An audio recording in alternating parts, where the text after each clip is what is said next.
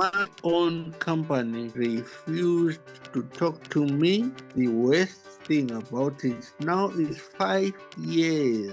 They wouldn't answer my calls. They wouldn't respond to my emails. How can you not speak to someone for 5 years? Whatever word you can think of, this is what they wanted to do. I don't know of any case like mine. This is what you can call modern day slavery. Welcome to Pages of Purpose. I'm your host, Isaac Smith. Today we are going to meet Vusi Nyoni, author of US and UK Giants versus an African. Vusi is a seasoned professional in financial controls whose career has taken him across the globe. His story is one of professional heartbreak in which the company he loved left him feeling abandoned and devalued. Vusi's career took a life-altering turn when he suffered a debilitating illness while on an assignment in South Africa. What followed was an incredible battle, not just for his health, but for dignity, justice, and acknowledgement. Despite facing systemic neglect, harassment, and discrimination from his employer, Vusi has emerged as a voice of resilience and courage, choosing to document his experiences in a compelling memoir that sheds light on the realities of his former workplace. In today's conversation, we'll hear about Vusi's journey and all the challenges that still are testing his resolve. We'll also explore the lessons he's learned, the injustices he has fought to overcome, and his unshakable faith and determination to advocate for a better, fairer workplace. If you're new to the podcast, be sure you subscribe to the show so you never miss an episode. Let's go to the interview. Vusi, welcome to the podcast. So go ahead and just tell us real quick a little bit about who you are and the story that you are working on. My name is Vusi Nyoni.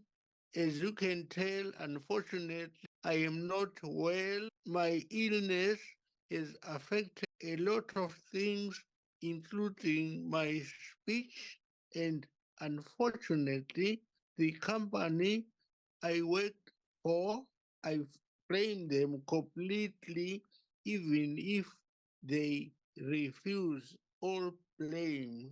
And now I am laid down. I am at home. I am not working. They don't want to know anything about me. They have ignored me for the last 5 years. And after 5 years, they want to get rid of me and throw me out into the street. So the story goes like this for me. I worked in the big wide world. They used to send me all over the world to do financial controls work, and the financial controls were really very training, very intensive. And when I got back from the many travels, I'll concentrate on the ones which actually finally made me succumb to my illness. I don't know. But within a short space of time, I covered Israel twice.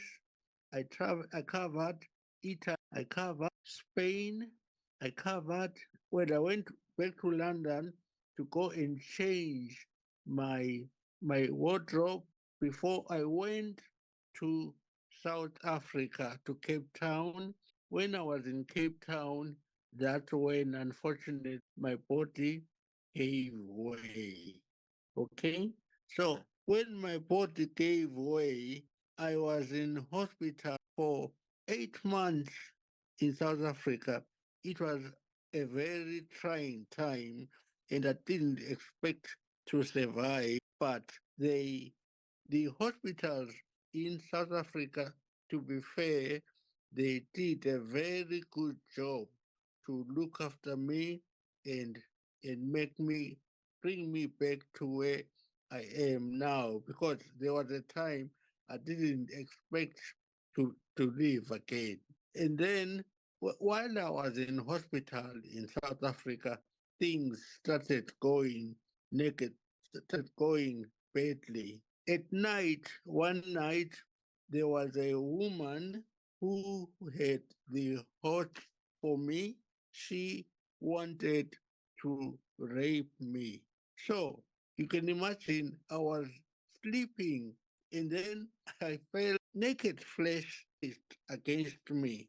I woke up and I was like, oh, obviously I discovered a woman, and I jumped up and I threw her off and I told her, look, I'm not that kind of person. I don't know you, and you can't just come into my bed and think that you can do anything on me. That didn't work. Anyway, in the morning when I saw her, she had a look of triumph, like she had stolen something precious, because obviously nothing had happened, but she was thinking I wouldn't have the bravery to report her to her bosses. In the end, I just thought, nothing had happened, so that was it.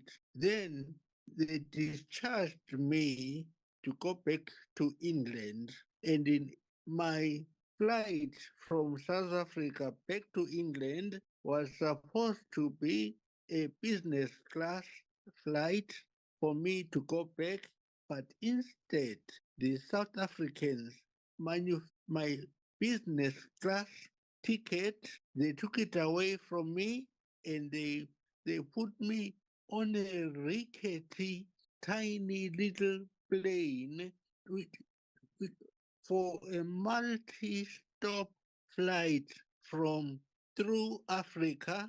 I don't even know the names of the countries we went to, but we were stopping in so many countries throughout Africa. And then we went into the Middle East, where I felt at some stage these guys would throw me out of the plane and nobody would know. They did not speak English. Pilots did not sound English in any way. They did not speak, they did not speak coherent. And for us, for me to say I arrived back in England was a miracle. Okay? So I got back to the UK anyway, and the tiny plane, I have no idea even where we landed.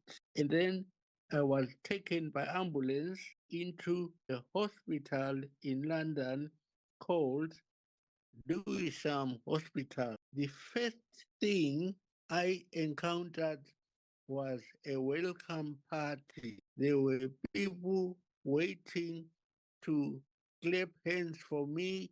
They were so happy to see me. And it felt like, oh, I've got people who will look after me.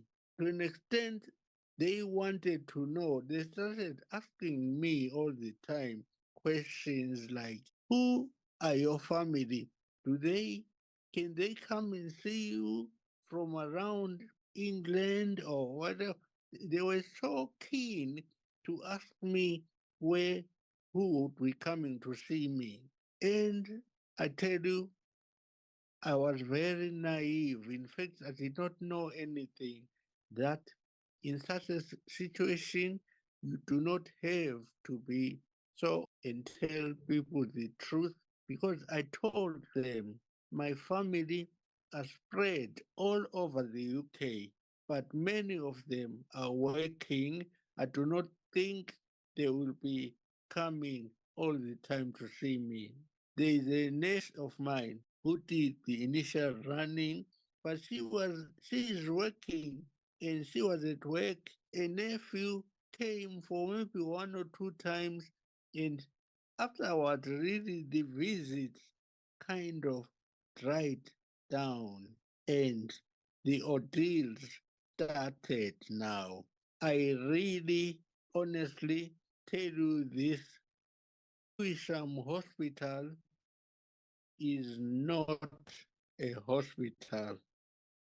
Lewisham Hospital is an institute for the mentally depraved staff. Why am I saying this? 2, 3 weeks into my admission in the hospital, honestly, I felt there was nothing wrong with me anymore. The doctors who were doing the rounds told me I was ready to go home. But the staff, the nurses, and the people looking after me changed, and I saw them changing the notes to make sure I remained in that hospital.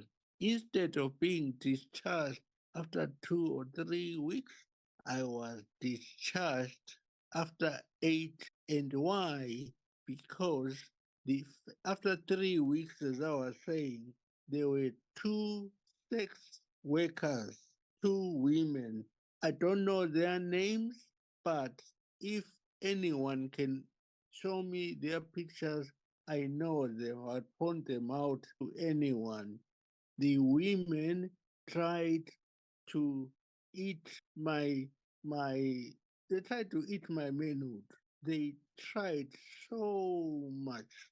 And do you know, for 3 days I suffered deprived of my menu, and I refused. I pushed them away. I did all kinds of things until the night one of them said something. She said, leave this one. He is one of the gay boys. And do you know, it was insulting because first and foremost, while I'm not gay, I do have gay friends. You know, we all have different lifestyles. Gays have got different lifestyles. At the same time, I am a Christian, and while I'm not gay, you've got to respect people, and you've got to be nice to people. Yes, we don't agree on certain things, but at the end of the day, if I say I'm a Christian and hate others for their choices, what am I doing? You know, I said Mhm. no. You cannot do that to me anyway.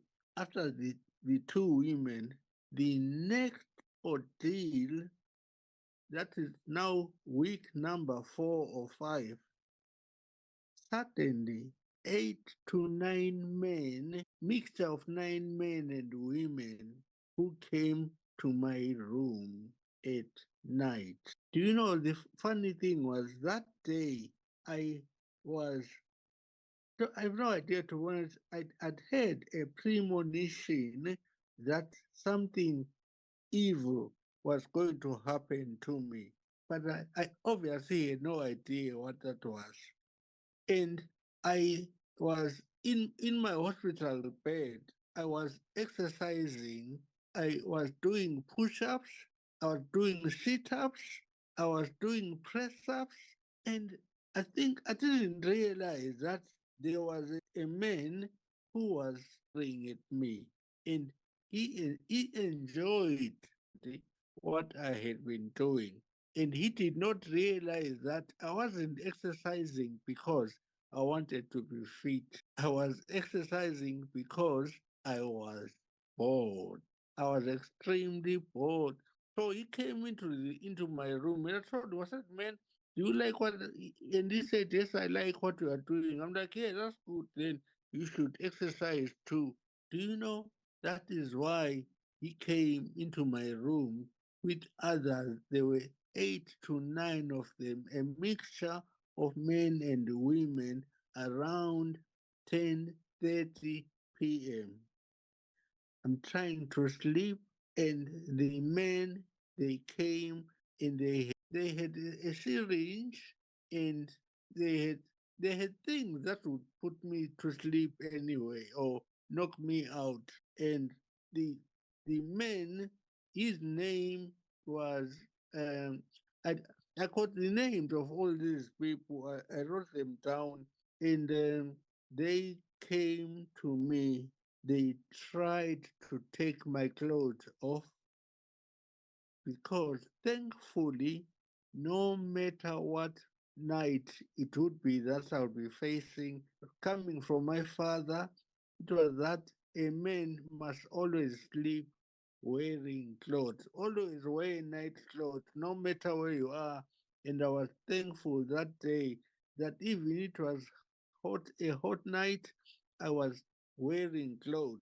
Man, they tried to take my clothes off. And nine people, I'll be honest with you, I have no idea where I got the strength to push off nine people against me. And I don't know, we're all different and people believe differently, but I believe in God. God protected me that day. I have no idea where I got the strength to push off nine people against me, and they could not take my clothes off. A doctor walked by. He'd heard all the noise and he called my name and he went, Vusi, what's wrong? And I screamed. I had never screamed like that. And my assailants, they ran away. And they all ran. And the next thing, the doctor advised me to go and report the case to the police. And the following day, I was discharged from the hospital, from a hospital that never wanted to discharge me. Now they wanted to discharge me. So I got out of the hospital and I went straight to the police. There was a lone policeman there, and I told him exactly what I've told you.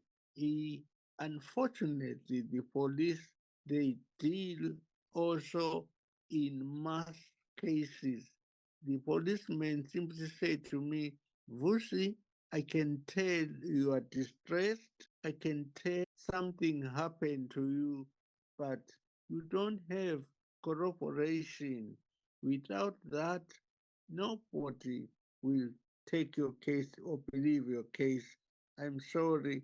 The best thing you can do is write a story about it, maybe send it to some newspaper or send it to someone else.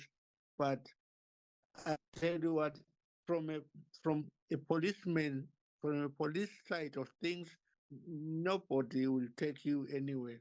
And this has been my experience since wherever I went to try and report anything, things are taken, are swept aside. Anyway, I, I left I left the hospital, went home, and the funny thing was I'm discharged from hospital. I am taken home by five nurses.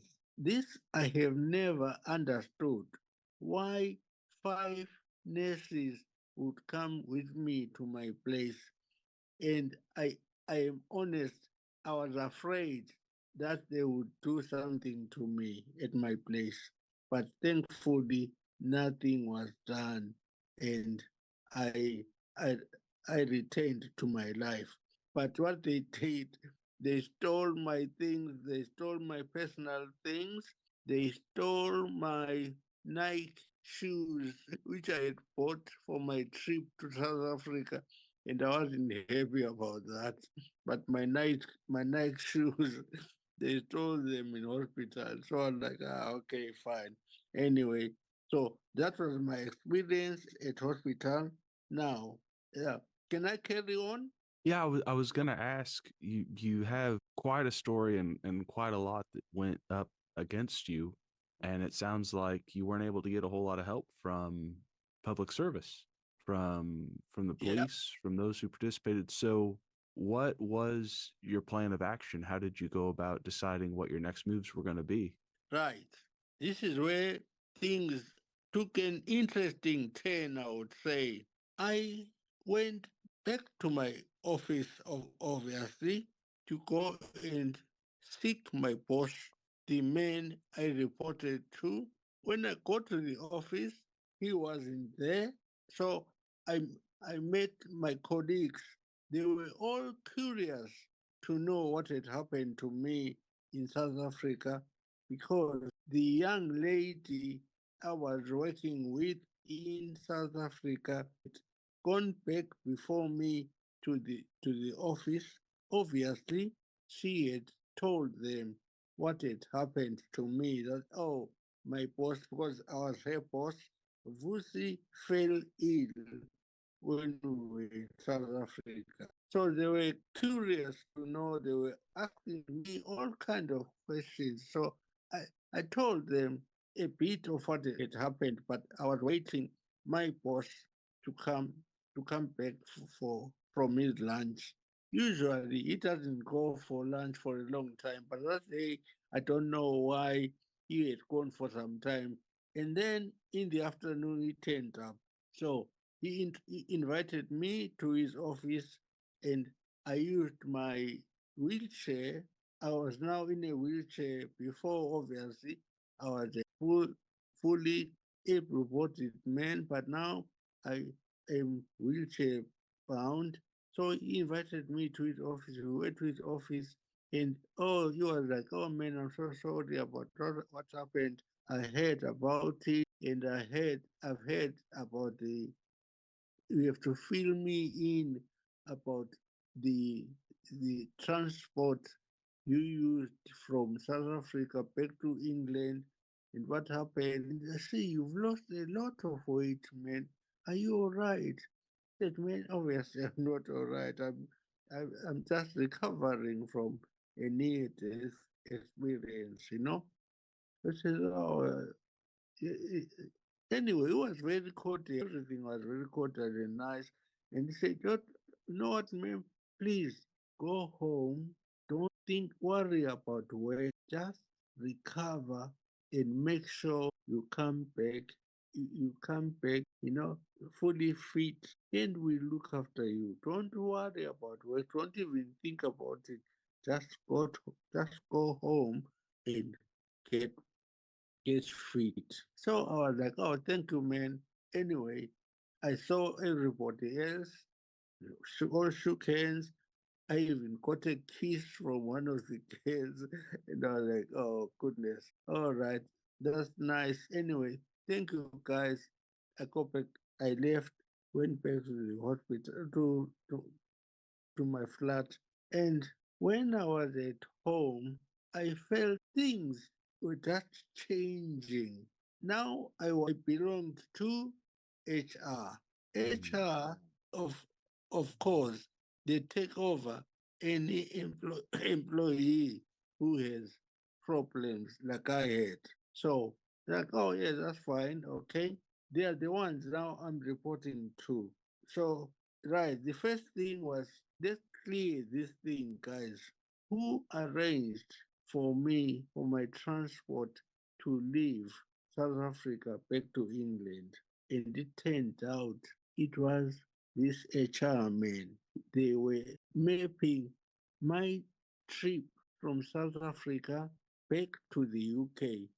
And I tell you, that was an own goal by HR as far as I'm concerned, because even up to today, they can't tell me the name of the plane. It was a tiny little thing. They don't even know what the plane was called. They won't say, but I can say this based on what has happened.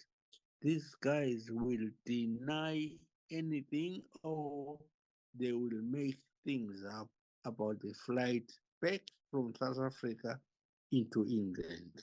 Okay? Then I spoke to HR. I spoke to the HR man and his assistant. The assistant was taking notes, so they made made their notes.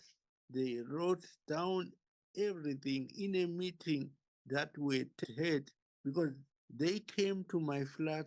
The HR head and his assistant. The assistant was taking notes of our meeting at my place, and the takeaway from the notes was that there was a figure of $2 million US dollars that they don't know where it came from. Now, I did not write that figure down. They said it themselves, and I pinned them down on it later, obviously. At the time, I didn't understand why anyone in a meeting involving me would talk about a figure of $2 million. Is that money they say that you cost them or money that you owed them?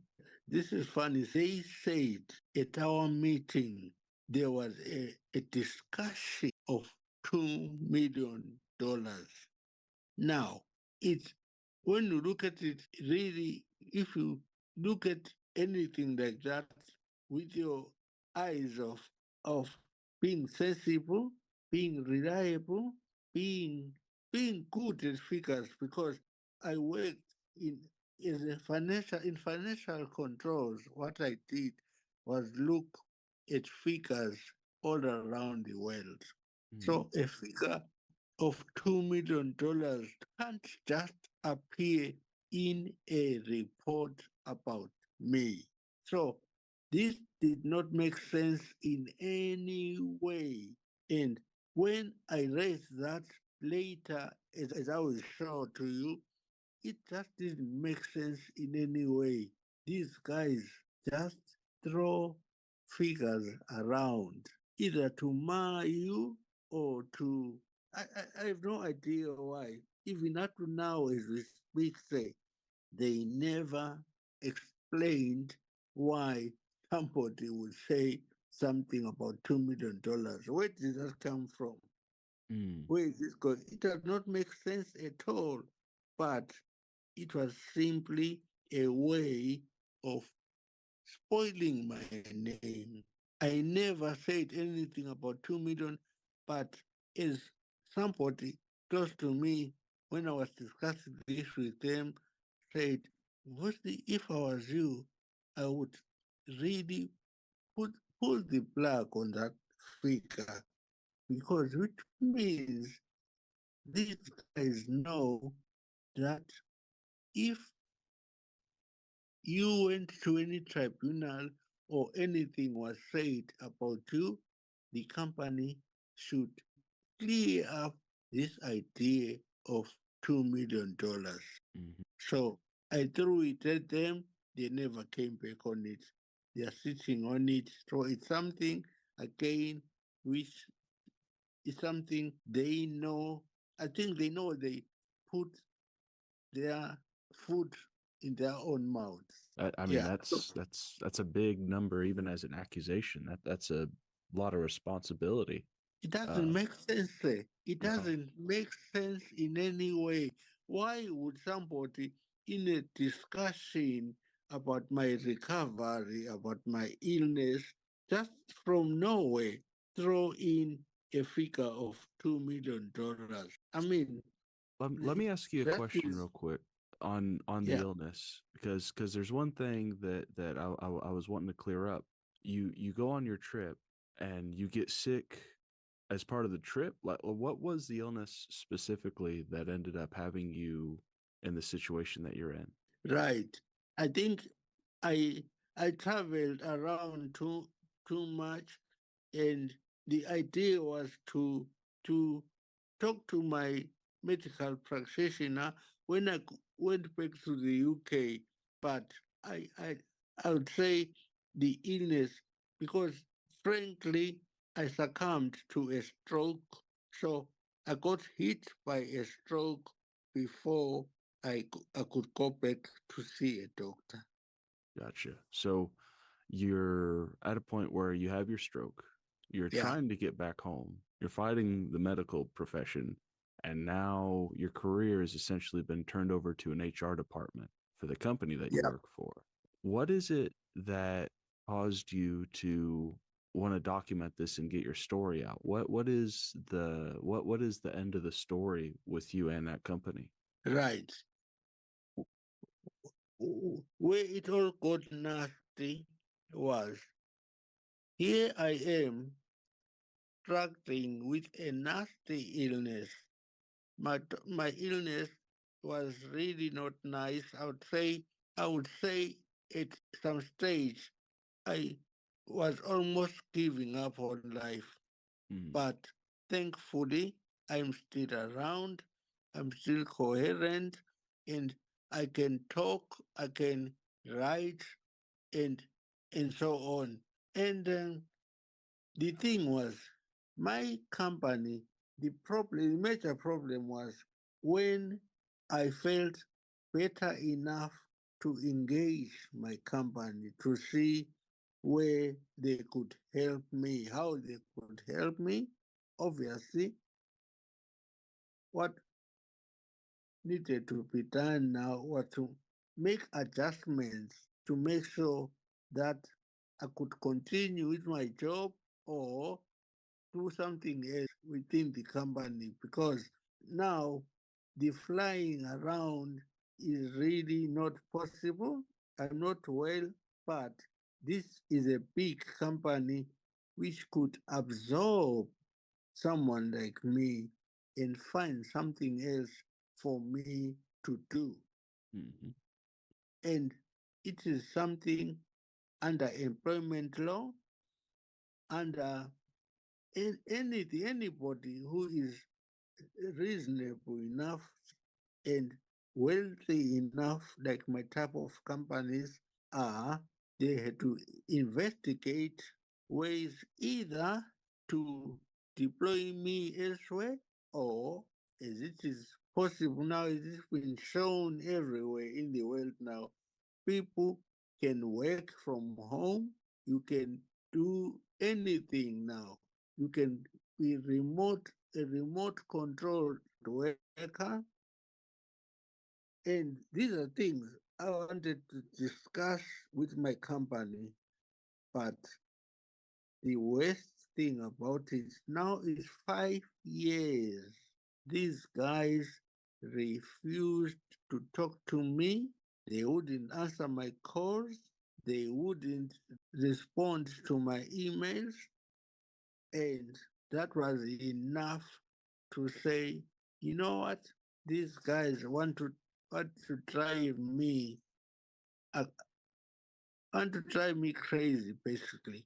And it really is what you can call modern day slavery, mhm. because my own company refusing to talk to me. They wanted to, whatever word you can think of, this is what they wanted to do. So how can you not speak to someone for 5 years? It's it. I don't know of any case like mine. Anyway, I've tried to research that. I have drawn a blank. With this book, what are the challenges that come with writing about a company that you used to love? What are some of the challenges that have come up with writing a book like this? That's exactly what I'm saying. I know people ask me about what motivates me to write about my company like this. I, I really want people to know that that company is a company I have loved. It has been a part of my life for over 20 years. So a company that has given me pleasure to work for, a company that has taken me all over the world, a company that has it made me experience things I have dealt with some of the best promoters in the world. You know, I got a personal autograph from a promoter in Sweden, which is the biggest artist in Sweden. If I may ask you, I'm sure you'll tell me it's ABBA. ABBA, ABBA gave me a personal autograph because they were my family favorite. And I told the man there, I said, oh man, you know what? I know you're in touch with ABBA. You know something? If you could get me an autograph, I would send this to Africa. My family would love you forever. The very next day, I got an autographed photograph signed by all four staff of APA. And I was like, wow. So you see, it is kind of thing that made it personal to me. I enjoyed working for this company. And so the promoters who I became very good friends with, they must know something about me because I want to say my story on their behalf. So I want to mention, to talk about the personal touch the promoters gave me. These guys became my friends. We were like family. What did I know about music promotion? Me coming from Africa, them from Europe, and some from America. I met everyone. How how how does that happen? You know, an African coming from the jungle and is now in Europe, is now in really in the top economies of the world. Man, I tell you what, anything anyone wants to know from me about this company, it will all be positive. I want this company to go on and on and on. Well, we're coming up to the last 15 minutes of our discussion, but I wanted to get to the second part where I know it isn't just a UK company that you're going up against. You're going up against another giant. Yeah. Tell me about what happened next. Tell me about where that comes in. Yeah, the company, the giant company I used to work for engaged a giant law firm in the US, 1,400 partners in that company. It's a big company, say. It's a big, it's size. So you've got my company, multi-billion pound company engaging a multi-billion lawyer worldwide company, very big to put the squeeze on me. Right. So where we are now, they tried everything until finally they said, you know what, let's go our separate ways. We do give you a settlement and you forget about us, we forget about you. I said, okay, how much is the settlement you want to give me? They say 30,000 pounds plus 15,000 pounds. So in total, at first, it will be 45,000 pounds. And I said, guys, you are having a laugh, aren't you? So go back and come back with something else. So 47, then 57, then 70,000, and then 70,000. And I said, guys, you are having a laugh. Go back. They came back with 97,000 pounds. And I said, guys, you are having a laugh. And I was, I sorry, I had engaged a lawyer of my own because I realized I couldn't deal with these people by myself. And my lawyer, unfortunately, she kept, or I don't know also because maybe she, she I don't want to say she was scared of this giant or whatever, but she kept on pushing me to accept the settlement. And I kept saying, no, I don't agree with, with this amount because I have a terrible illness. I don't know where it's taking me. Please go back and say 97,000 is nothing. They came back finally to give me 120,000. And I said, no, 120,000 is nothing. I don't agree with it. And they said, how much? And I said, guys, think about it. 120,000, there is no compensation for my hurt feelings. People have hurt me racially, which is a horrible, horrible crime, especially these days. And I can prove that. Hmm. The harassment, the harassment, these people have been harassing me for 5 years, and I can prove that. Bullying, these guys have been bullying me, and for 5 years, I can prove that. And you say I should take it, take 120 and let them go away and take it, take 120,000, I will be free their pressure. No, 120,000 is not enough to deal with the pain I have felt. Then she calculated, and when we said, oh, okay, fine, right, you will be 60 soon. After that, calculate how much you would have earned up to retirement because you are retiring in 8 years' time. So she did the calculation, came up with something like 547,000. And I said, you know what? 547,000 may sound like a lot of money to some people.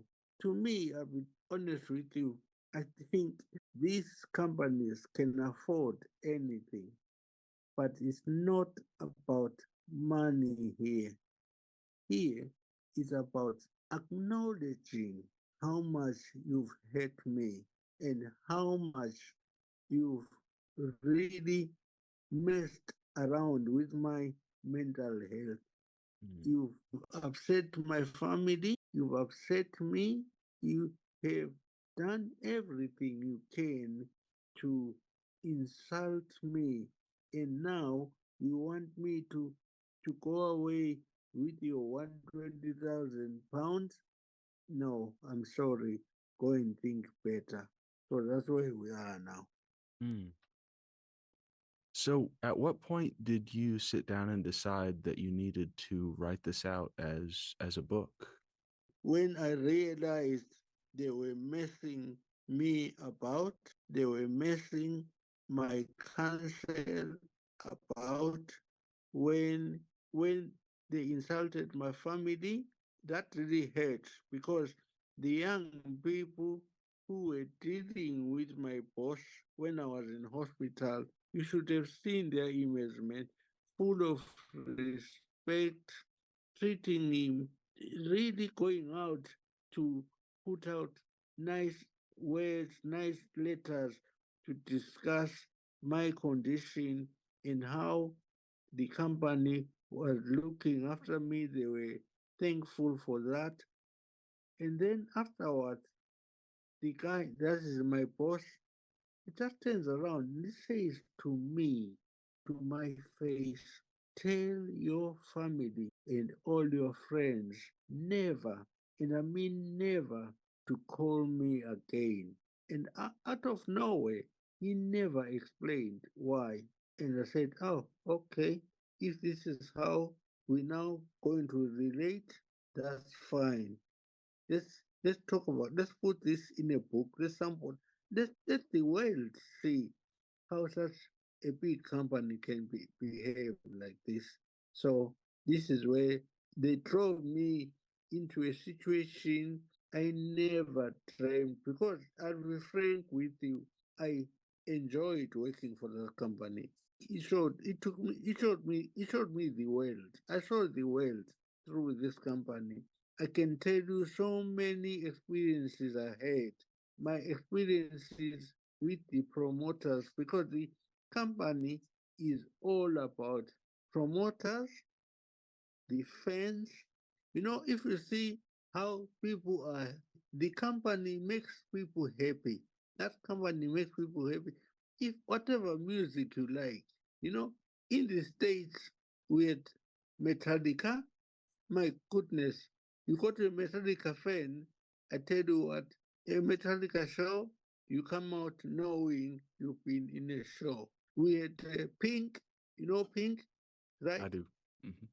Pink, Pink came to Europe, you know, and you think, my, this is wonderful. You you go to shows like you see you see the crazy man, Judas Priest. I mean, you know all these guys. I saw all of them, so I could write a book about all my experiences with all of these guys. We're about at the end, but there's a question I want to ask. I ask all of our guests this question. What is the big result you're hoping to see as a result of writing this book? Who are the people you're hoping to impact? Right.